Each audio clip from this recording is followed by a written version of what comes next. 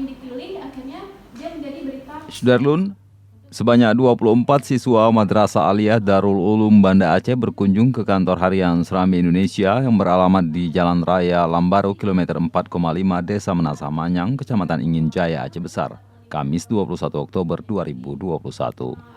Dalam kunjungan yang diterima oleh jurnalis Serambi Indonesia Maudatul Husna dan fotografer Serambi Indonesia Henry ini, para siswa tersebut berdiskusi terkait ilmu jurnalistik.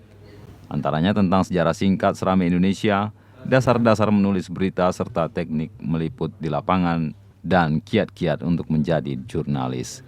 Pembina literasi Klub Darul Ulum Banda Aceh Juanda menyampaikan studi tur ke kantor Serambi Indonesia dilaksanakan dalam rangka untuk menambah pengetahuan anak didiknya terkait ilmu jurnalistik.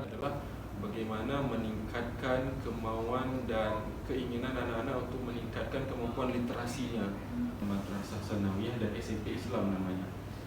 Di akhir kegiatan, para siswa juga diajak untuk melihat newsroom, ruang radio Serambi FM, Kompas TV, serta percetakan.